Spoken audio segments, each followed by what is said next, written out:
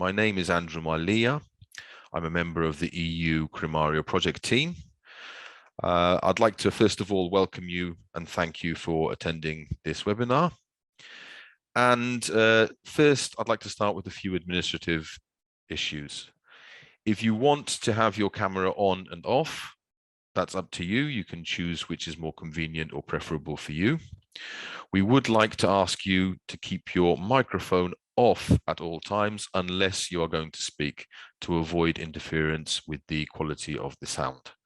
If you wish to speak, you can either raise your hand using the raise hand function in the menu you have at the bottom of your screen, or you can switch on your microphone and ask to take the floor or ask a question, as the case may be. So please feel free to do that at any time. As you can see, there are also members of the EU Crimario project team present within the webinar today. There's Olivier Bezier, who is the component manager responsible for capacity building and law enforcement. We also have Bjorn Behrens and Isabelle Gachet-Vincent, who are both team members within the EU Crimario team. And we also have the great pleasure of having Admiral de Silva, who many of you probably know, who is also now acting on behalf of the EU Crimario project and facilitating our interactions with the South Asia region. So welcome to everyone. It's great to see you today. And if there are no questions or remarks from anybody who is currently on the floor, we'll move straight to the webinar.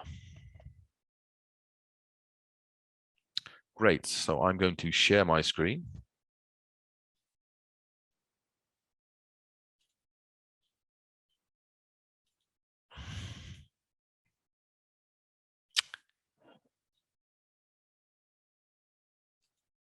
Could one of the participants or somebody please confirm that you are seeing the screen which I'm sharing? It's okay, Andrew. Thank you very much, Isabel. So in today's edition of Tuesday Second Chance, we're going to be speaking about a case involving a vessel called Simon de Danser. And this case happened quite some time ago, in May of 1997, in the Eastern Atlantic, off the coast of Portugal.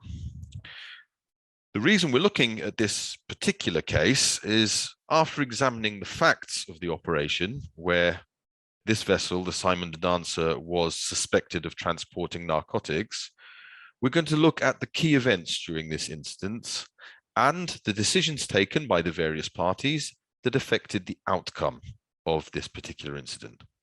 And specifically, we're going to discuss Article 17 of the UN Convention on Narcotics and Psychotropic Substances of 1988, and the provisions within that convention which permit the requesting of and the granting of permission to board a vessel on the high seas.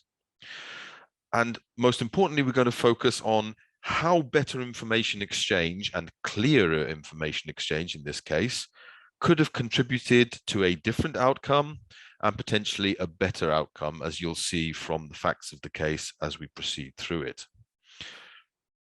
We'll begin by introducing the villain of this particular scenario, and that is the motor yacht Simon de Danser. Now, as I'm sure you can immediately see, this is not your typical motor yacht. This is far from being a luxury motor yacht.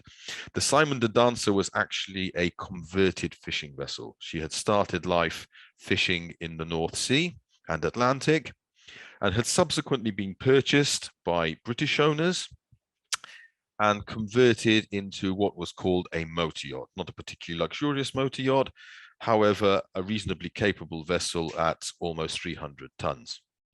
The vessel, although being owned by British owners, was placed under the Maltese flag. So it was another European flag, however, it was not flagged within the UK.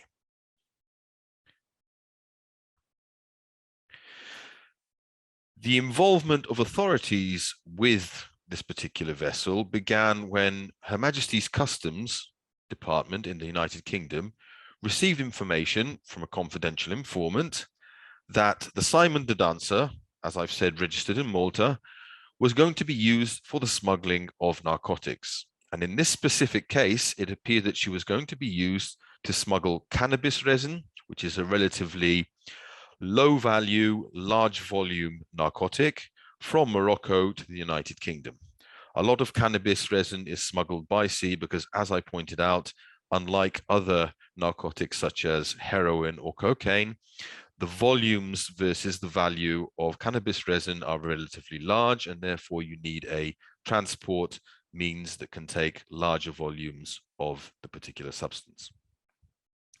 Having received this information, Her Majesty's Customs decided to make a request to the flag state, in this case Malta, for their permission to be able to board the vessel on the high seas. So they decided to take preemptive action, not allow the vessel to arrive in the UK, but to conduct a boarding on the high seas to interdict this particular drug shipment. This request was made under the provisions of Article 17 of the UN Convention Against Illicit Traffic in Narcotic Drugs and Psychotropic Substances of 1988. This is a convention also known as the Vienna Narcotics Convention because it was signed in Vienna, and is the transnational legal instrument which is used in an attempt to suppress the trafficking and trade in these substances.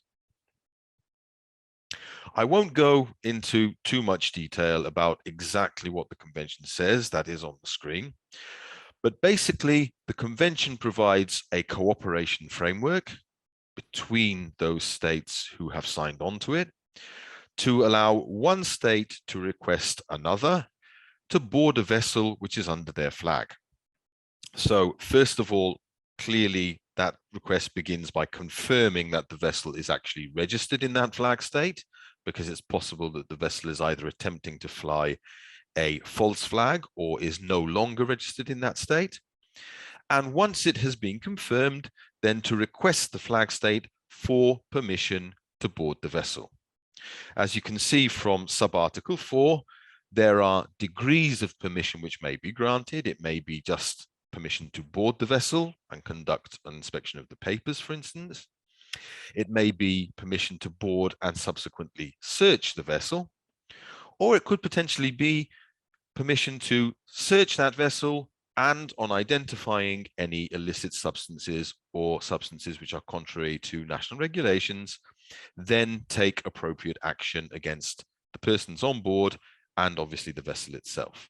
So Article 17 provides this framework for cooperation between states, allowing them to first verify flag, then request the flag state for some type of permission to intervene. And that permission has graduated degrees. It is not blanket permission necessarily. It can be limited or it can be open, as the case may be and as the flag state wishes to grant. In fact, the UK authorities made this request to the Malta Maritime Authority, which is the registry authority in Malta at the time, on the 11th of April 1997. However, this request was made by a relatively junior officer. Unfortunately, all organizations, we have this habit of delegating routine or less glamorous tasks to relatively junior officers. And what this officer did was he took a standard format for these requests. He modified it to contain the details of this particular request, but he did not change all the wording. And in fact, the request which was forwarded stated that the vessel Simon de Danser is currently exercising freedom of navigation in accordance with international law off the coast of the United Kingdom. This wasn't true. In fact, at the time that the request was made, the Simon de Danser was in Funchal Harbour in the Portuguese island of Madeira. And as I said, the wording which was used was taken from the standard format and was not changed. Clearly, the Maltese authorities did not know that that was the case. And the registrar of shipping for the Maltese flag provided the authorization which had been requested by the UK authorities. So as described, at the time that the request was actually made, the Simon de Danser, far from being just off the coast of the United Kingdom, was actually in the port of Funchal in the island of Madeira, which, as you can see, is directly west of the Moroccan coast in the Atlantic.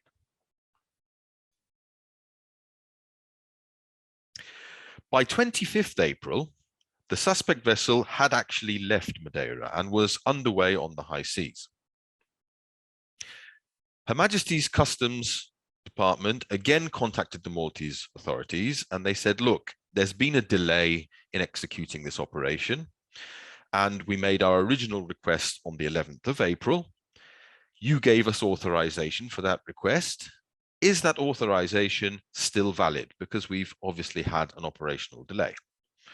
The Maltese authorities confirmed that the permission they had granted in response to that initial request continued to be valid. The suspect vessel, the Simon de Danser, then approached the coast of Morocco and took on board a cargo of over 4,000 kilograms of cannabis resin. So this was the actual cargo which was going to be trafficked.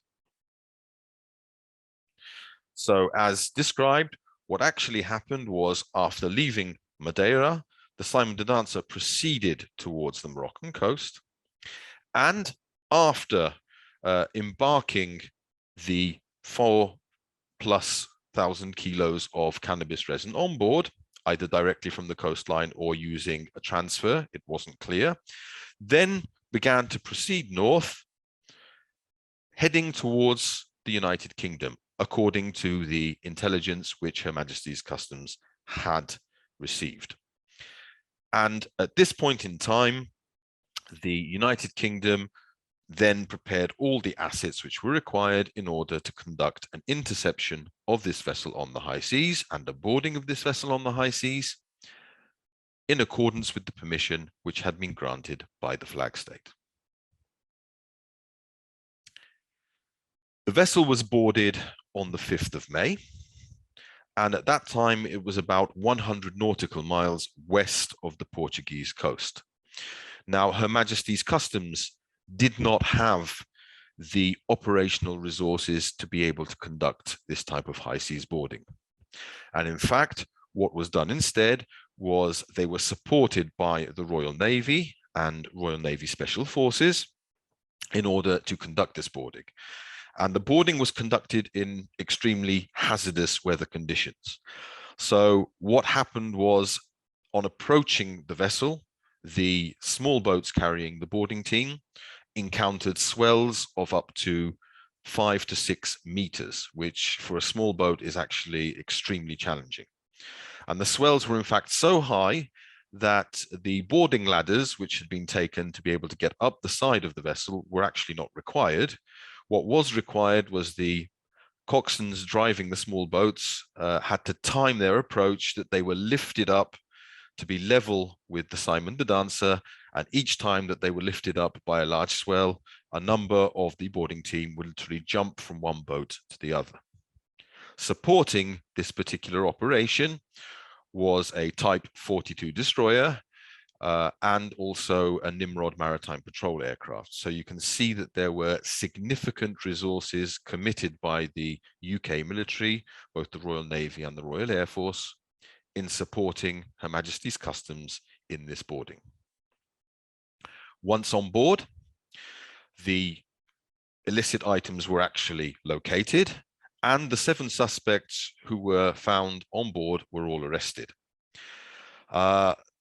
It came as somewhat of a shock to the UK military personnel that of the 7 persons arrested aboard, 2 of them were former members of the Royal Marines, and 2 of them were actually serving members of the Royal Marines who were assigned to the Special Forces to drive the boats. So in addition to the fact that there was the smuggling of narcotics, equally shocking to the UK authorities was that involved in the smuggling of narcotics were both ex and serving members of the armed forces, which clearly also increased the risk to the boarding team, although they did not know that at the time, because the persons on board the suspect vessel were completely familiar with their procedures and tactics. Once the vessel had been boarded, it was taken under control and was escorted to the United Kingdom, to the port of Portsmouth. As is generally the case, the wheels of justice sometimes grind relatively slowly. And although the actual interception happened in 1997, the case actually came to trial in 1999. And very quickly, the court, which was the Bristol Crown Court, which was responsible for this particular case, dismissed all charges against all suspects. And the reason for doing that were the following. First of all, the court found that the authorization which was granted to the UK for the boarding by the Maltese authorities had actually not been granted by the appropriate authority. The Malta Maritime Authority, although they were responsible for the ship registry under the umbrella of the Registrar of Shipping, were not empowered to grant boarding authority. Under Maltese laws, that could only be granted by the Attorney General. And the Attorney General had been neither consulted nor was aware of the fact such permission was going to be granted. The court also found that the UK had misled the Maltese authorities as to the location of the vessel. And I described that initial communication, which said that the vessel was navigating off the coast of the UK, where indeed the vessel was in the port of Funchal in Madeira. The prosecution argued that this mistake or error was not a knowing error. It was a pre-formatted message which had been recycled by mistake. However, the court said whether this was knowing or unknowing, the Maltese authorities took their decision based on incorrect information. And this had the potential to affect their decision. And therefore, this mistake, knowing or unknowing, had actually voided, in addition, the permission given by the Maltese authorities. The consequence was clear. A complex, expensive, and risky operation, risky both in terms politically as well as operationally, had resulted in not a single conviction being returned. In fact, the people walked out, the accused walked out of the court without any sanction of any form. To make things worse, the court also rebuked, in other words, warned Her Majesty's Customs and stated that the case has revealed a culture and climate of carelessness, recklessness, and disregard for the rules, procedures, and convention of Maltese law, British law, and international law. That is not something that any organization, any maritime organization, wants to hear said about it in an open court. And it was widely quoted subsequently in the press. And the reality was that the outcome of the case resulted in over a year's worth of undercover operations being completely wasted, as well as the compromisation of a number of undercover informants. So they could no longer be used to gain insight into what these drug trafficking organizations were doing, because they had been revealed as informants and therefore compromised. So there were no positive outcomes for the authorities at the end of this case. So in summary, this particular case saw one state requesting boarding permission from another state under the framework of Article 17 of the 88 UN Narcotics Convention. However, by failing to understand how to address this request, and by failing to provide accurate information, the legal start of the operation subsequently compromised the legal finish. You'll hear this term legal finish quite regularly today in the world of maritime law enforcement. You hear about training in legal finish, and legal finish generally means the ability to collect evidence of a crime, to assemble that evidence into a package which can be used for prosecution, and to conduct that prosecution in an efficient manner. And you will hear a lot said about the fact that states need to improve their ability to conduct legal finish. What we see here, however, is not a failure of legal finish, but a failure of the legal start. In other words, ensuring that the legal framework around starting this operation, around the conduct of this operation, is robust and in place before conducting the operation. And the result was clear. It was a failure to convict, a waste of operational resources, and an exposure to significant operational risk for absolutely no return on that investment. Cases like these obviously raise questions, and I've put together 4 questions here, or 4 points which are worth thinking about when you look at a case like this. The first is clearly, how can we avoid the shortcomings identified in this case? So these mistakes which have been made in the past, what can we do to ensure that when we conduct maritime security operations today, when we conduct narcotics interdictions or other type of interdictions at sea, on the high seas, potentially with flag state permission, how can we avoid what went wrong in this particular case? What's the importance of having communication and coordination tools to support the smooth conduct of such operations? Because clearly, communications, or a breakdown or a lack of quality in communications, contributed to the outcome of this particular case. Had the communications been clearer, both between the two parties, as well as internally within the agencies of each individual state party, potentially the outcome could have been better. Next question is, are we familiar with the procedures of our own state to grant flag state boarding permission? Because we may receive that particular request. We may not necessarily be the agency that grants that permission, but if one of our foreign partners comes to us and says, listen, we have a suspect vessel under your flag, we would like to board it on the high seas, who do we need to speak to? Who do we need to ask? Do we know how to guide that partner and say, right, what you need to be doing is A, B, and C, and you need to be asking this individual under our law in order to receive this permission? And the final point is, again, I come back to this issue of legal start versus legal finish. A lot of focus today is on the legal finish aspect, making sure that we preserve evidence in an appropriate manner and sustain the chain of evidence, i.e. that chain which ensures that evidence has not been tampered with.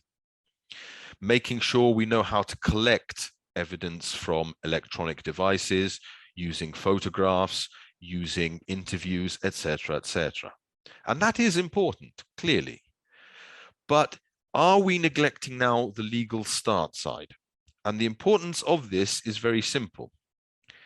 As we get better as agencies at legal finish, so making sure that we preserve evidence appropriately, making sure that everything is documented, defense lawyers for the people who we are arresting are going to look at an alternative area where they can attack our efforts. And that could potentially be legal start. Did you have jurisdiction to conduct the boarding? Was the permission given to you the appropriate permission? Because clearly the legal experts who are representing these suspects are very aware that the authorities have to get everything right from beginning to end for a case to stand up. Whereas in the case of the defense, all they have to do is punch holes in what we may have done. And therefore, the focus on legal finish is important, but we need to ask ourselves the question regarding legal start.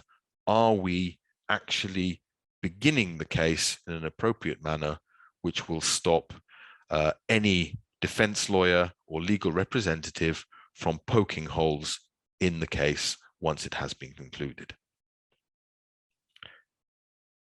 I'd like to stop there at this point in time and not continue talking only from my end. And I'd like to invite any of the participants, whether they have any views or comments on the particular case study which we've spoken about, and also on the items, on the issues which I have flagged. I can see that we have also a center here. We have IFC IOR also participating today. And I'd also be interested to hear their view. Have they ever had to face this challenge of fielding a request for boarding under flag state permission? And what are the experiences of the other people who are participating today? So I'll open the floor if anybody wishes to either raise their hand or switch on their microphone. And I'll be very interested to hear alternative views and alternative opinions. So the floor is open.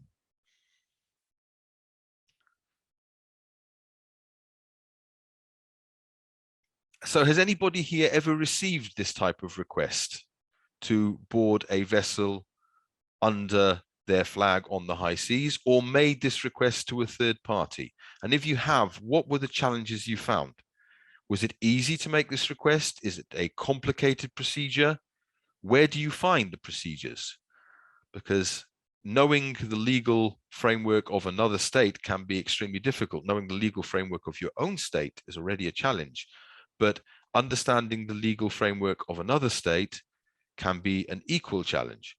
So how do we go about finding how to request this permission from another state? Olivier.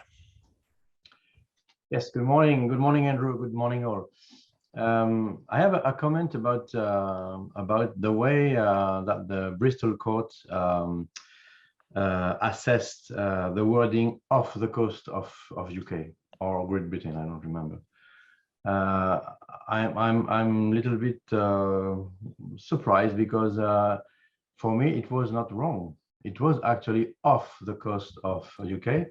Means for me out of the territorial waters, and indeed it was closer from Funchal, I mean from the Spanish or from any other coastal states, but Portugal. But why I don't understand why they consider this as misleading.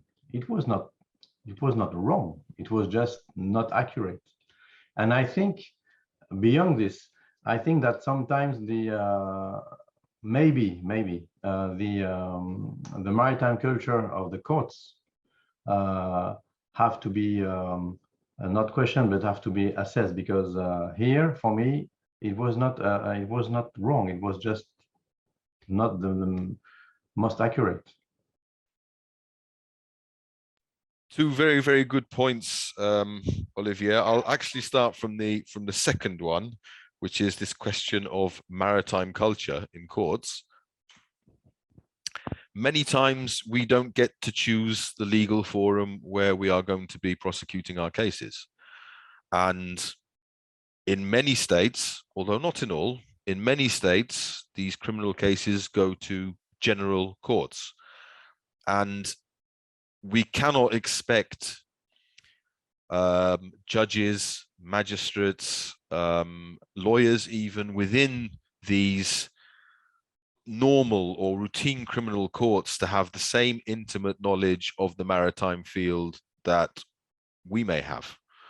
So it is our task as law enforcement officers, whether we like it or not, to package information and to present information in a manner which makes it easy for a non-mariner to understand. And that can be a real challenge. It's very easy just to start talking about port and starboard in a court and have a judge look very blankly at you, because the judge thinks in left and right, and they are not aware of port and starboard. And I've had this problem myself. After spending 5 minutes talking about port and starboard, the judge stopped me and said, "What are port and starboard?" And I had to explain that port is left and starboard is right. And the judge said, "Then why didn't you say so in the first place?" and it didn't make a very good impression. So yes, that is a problem. We have to package our information for a legal system which may not have a maritime culture. Very good point.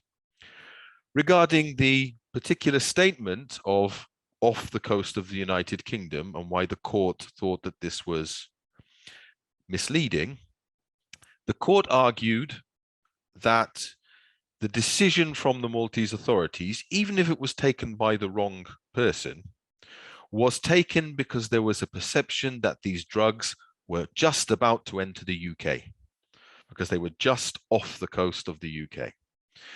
And that had the Maltese authorities known that they were still thousands of miles from the UK and had not actually yet been picked up by the Simon de Danser when the request was made, they may have made a different decision.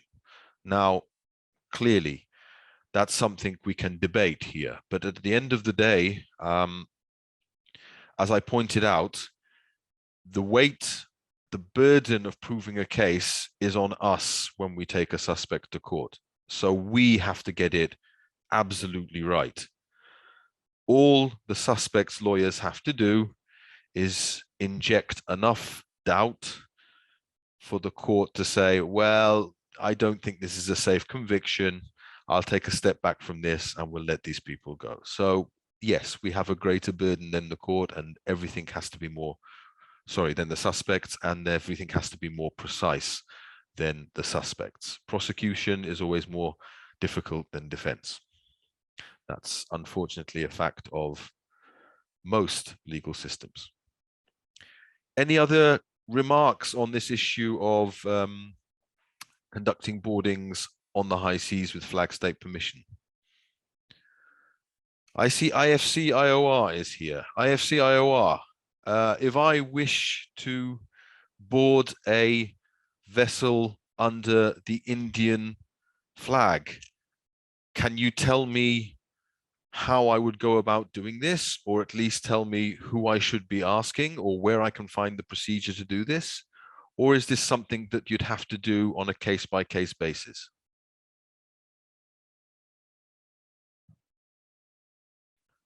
I see Admiral De Silva, you have your microphone on. Go ahead, please, sir. Yes.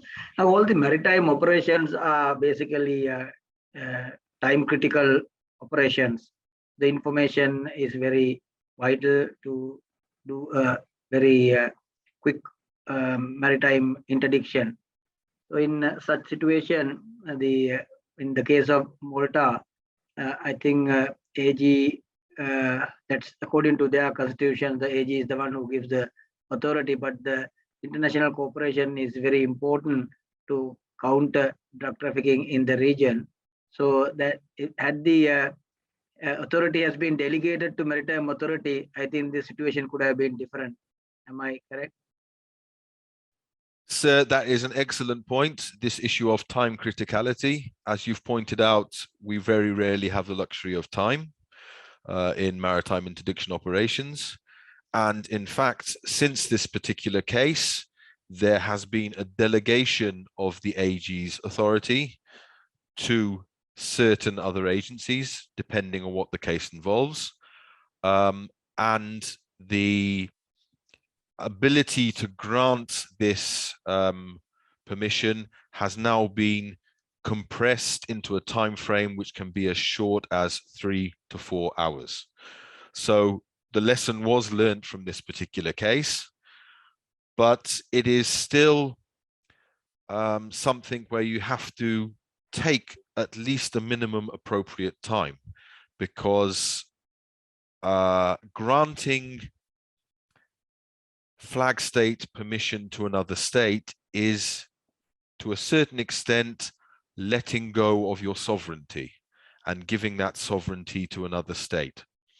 So no state is happy in letting go of its sovereignty at short notice and easily. Therefore, there have to be procedures and checks and balances in place. But yes, the response to this case has been to delegate that from the Attorney General to other officers within government. I'm not sure if that addresses your point, sir. Yeah, understand. Then how about passing the information down to Malta authorities and ask them to carry out the operation. Had it been done in that way, the result could have been completely different. Again, another great point, sir. Why didn't the British say, okay, well, it's under the Maltese flag. Let's get the Maltese authorities to do the boarding. Yeah. And the answer to that is very simple: capability. You're talking about a small country which did not have the operational capability to get out into the Atlantic and conduct the boarding. And a state which had the capability, which was the United Kingdom, but didn't have the jurisdiction. Yeah. And we're seeing a lot of this in today's world, where smaller states have the problem, larger states have the capabilities, and bringing these two things together, problem on one side, capability on the other side, can be uncomfortable and difficult. And there are different ways that states have done this. One way which I've observed quite recently is the concept of ship riders. So if you don't have a ship, you definitely have an officer. So you send your officer on board the ship of another state, and he uses his national authority, but the platform of another state. And this has been used very successfully in certain parts of the world. One example I'm aware of is around Cabo Verde in the Atlantic, where Cabo Verde officers have embarked upon US Coast Guard vessels to conduct fishery control, using the authority of the Cabo Verdean officer rather than the authority of the US Coast Guard, but the capability of the US Coast Guard. So that is a problem, sir. Understand. Thank you. You're welcome, sir. So Admiral De Silva has brought up two extremely important points. The first of these is the issue of time criticality. These operations are never taking place with the absolute luxury of time.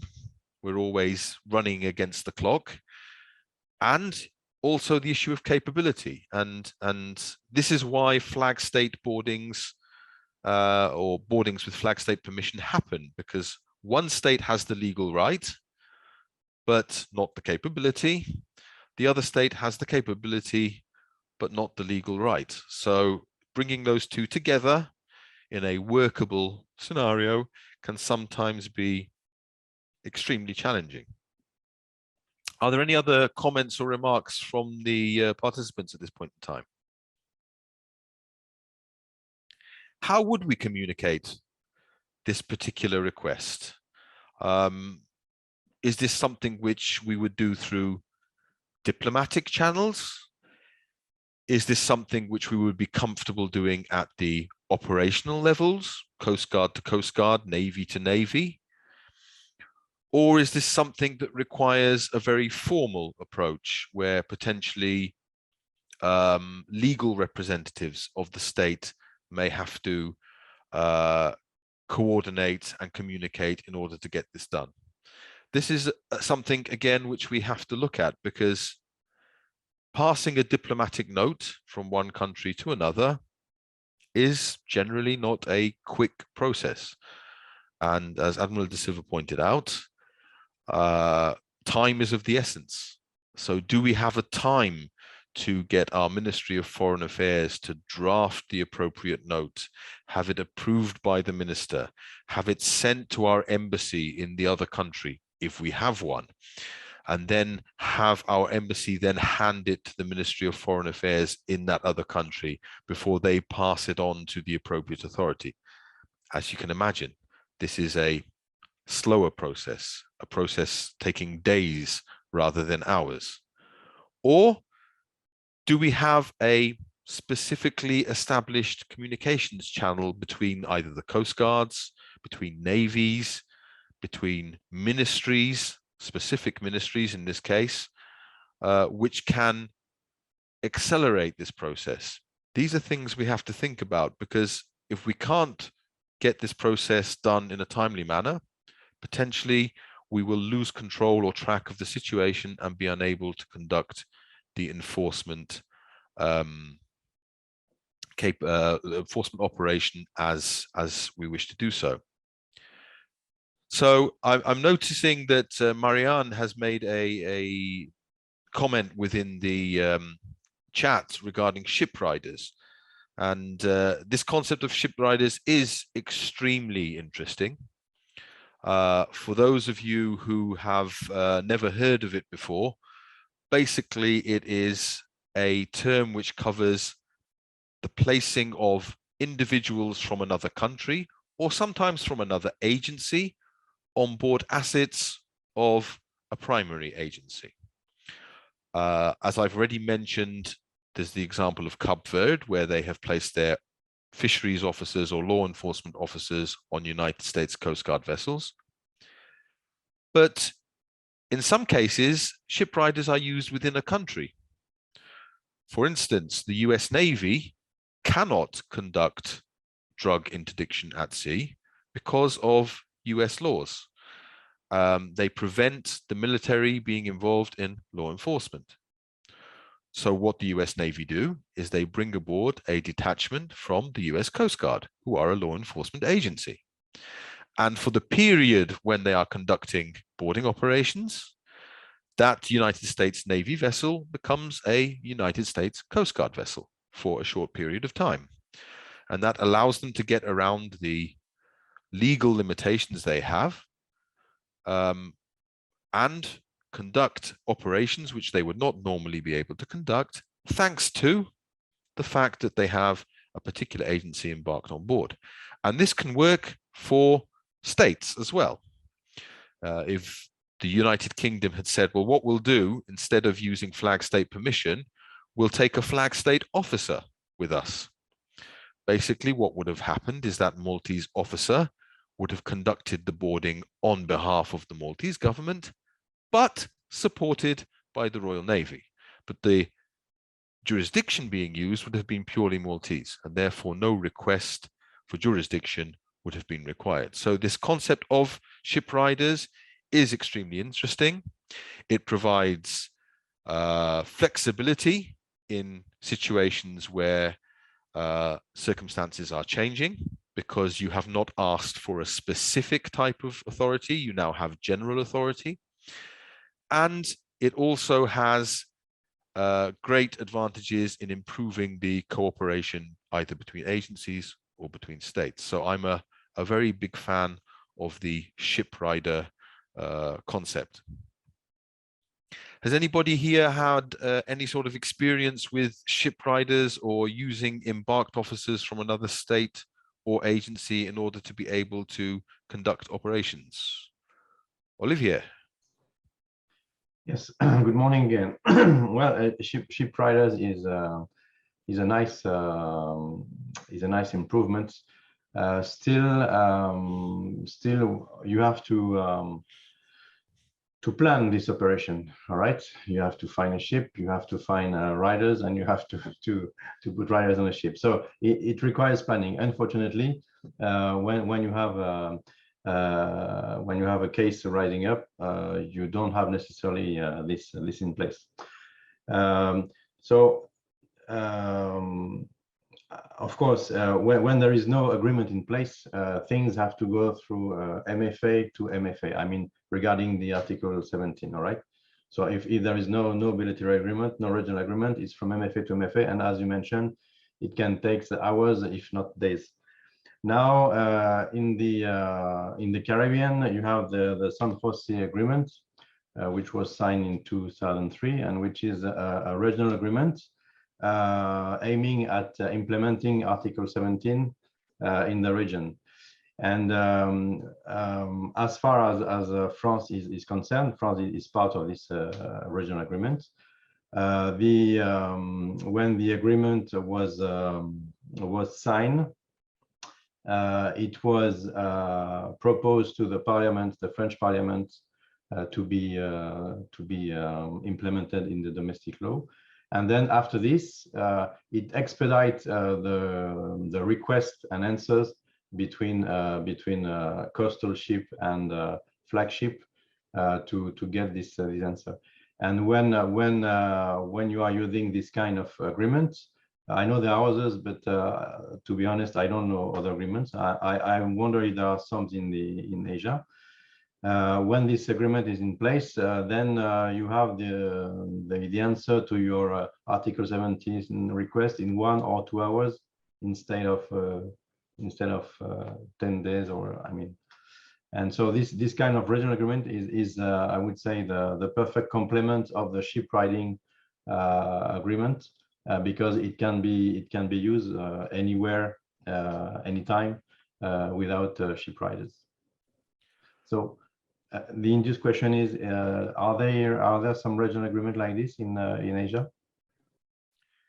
Yeah, that's a very good question. You've made a very good point that ship riders are good for deliberate operations, and in fact, we also now in the chat have heard from the Japanese ILO at IFC-IOR, and he is also explaining that the Japanese Maritime Self-Defense Force, when operating counter-piracy operations in the Gulf of Aden, have a similar arrangement in that they are embarking Coast Guard in order to have the law enforcement capability. So as Olivier pointed out, and as confirmed by the Japanese ILO at IFC-IOR, thank you very much, sir, for your input.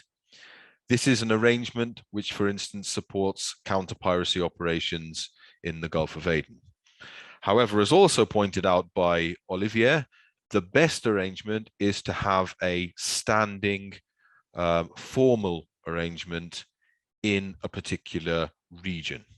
And this is something which can be a little bit more difficult to develop because it requires a number of states to agree on a number of somewhat complicated concepts, and concepts which, as I mentioned before, impact their sovereignty.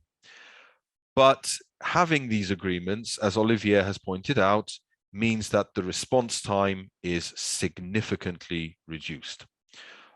Speaking for my own country, Malta, one agreement which we have regarding boarding related to narcotics is with the US. And with this particular agreement, we have a decision cycle which cannot exceed 4 hours. So the agreement requires either side within 4 hours to provide a response to the other side, whether they are going to allow or not allow the flag state boarding. Failure to respond means yes. So if you haven't responded within 4 hours, that's an automatic yes, you may board.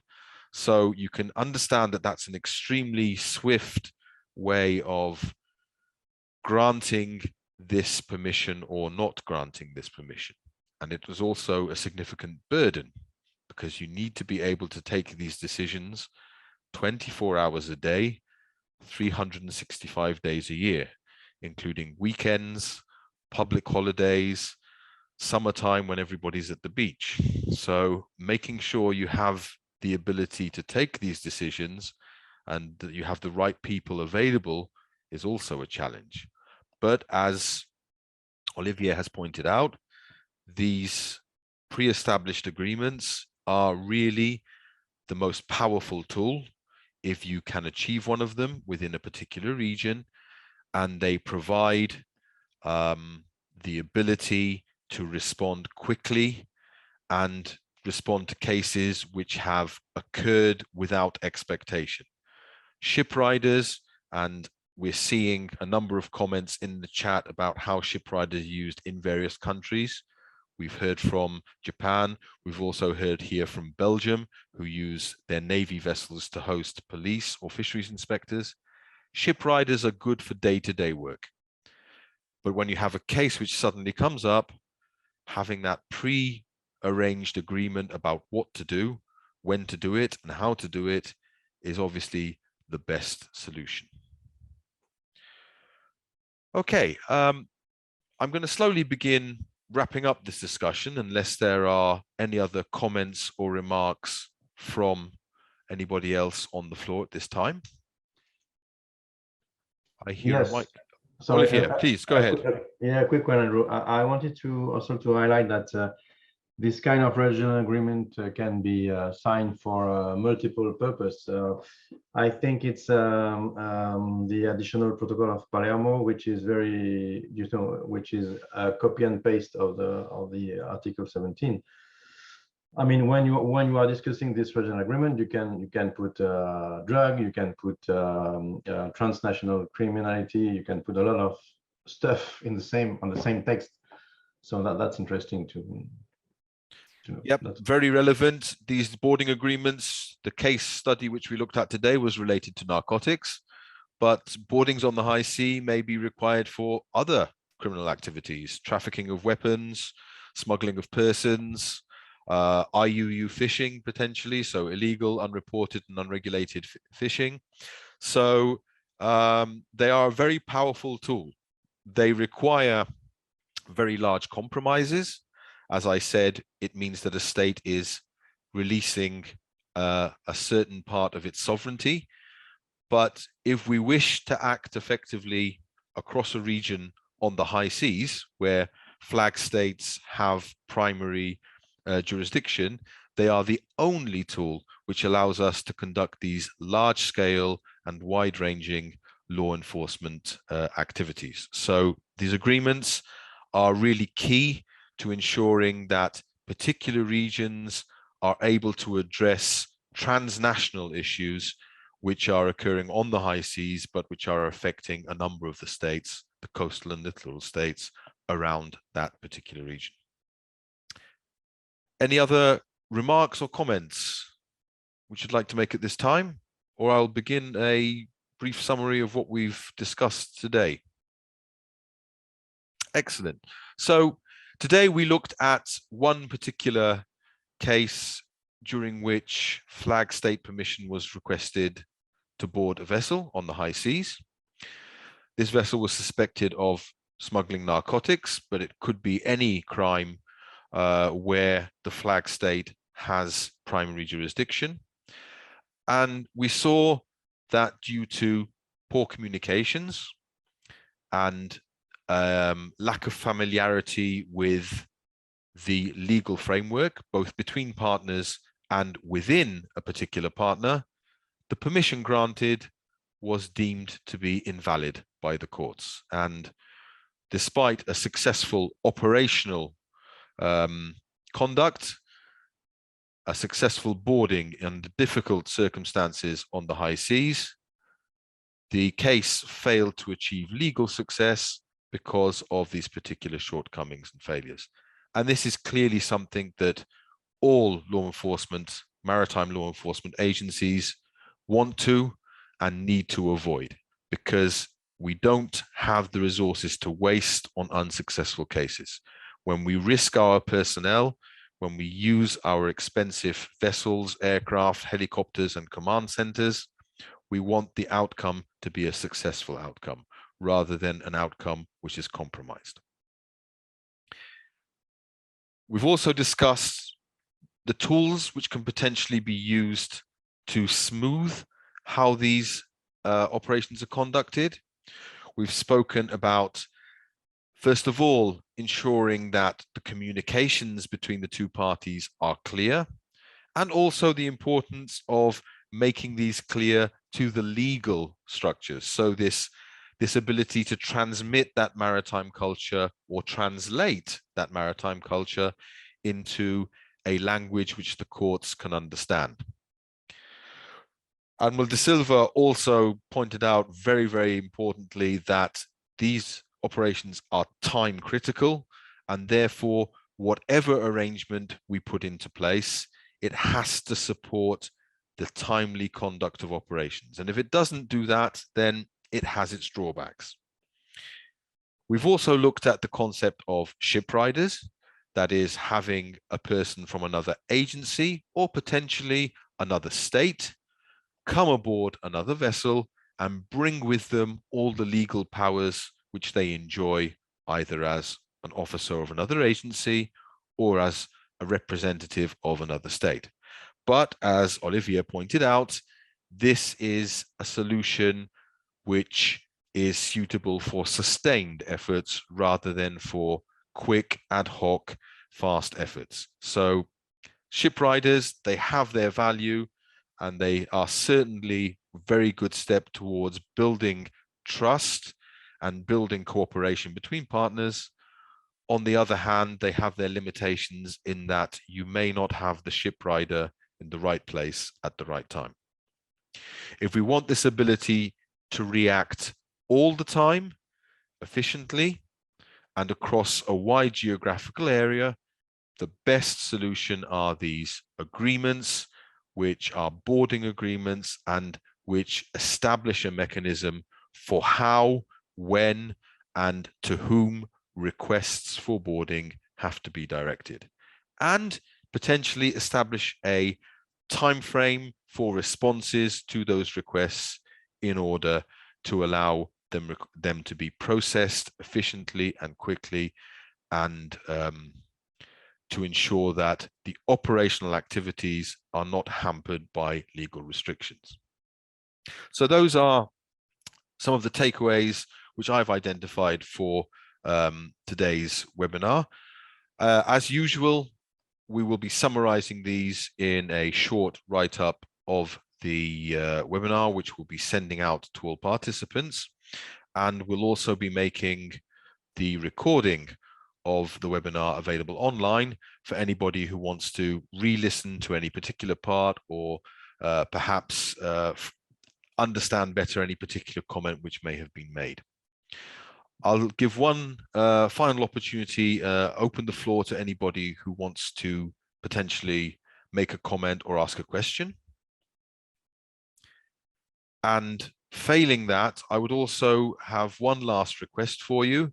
As part of our ongoing public engagement activities, we like to publicize the fact that these webinars have taken place. So all of you who are comfortable with switching on your camera, if you could do so at this time to allow Isabel to take a quick screenshot of participants, and this will form part of our publicity materials. We'd greatly appreciate that. Good morning, Marianne. So anybody who is able and willing, ICIFCIOR, good morning, sir. How are you? There you are. Good to see you again, sir. How are you?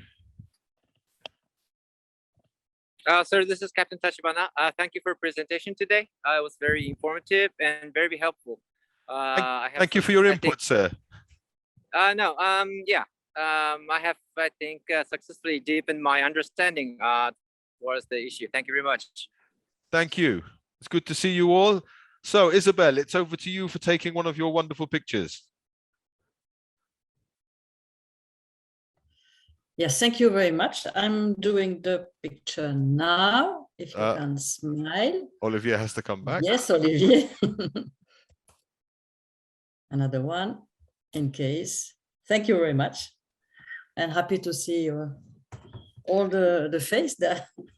Thank you very much for your participation, everybody. Thank you especially to Isabel, who really is a great support in organizing these webinars. Thank you for the inputs which we've had from everyone. It's interesting to hear your insight and your experiences on these issues.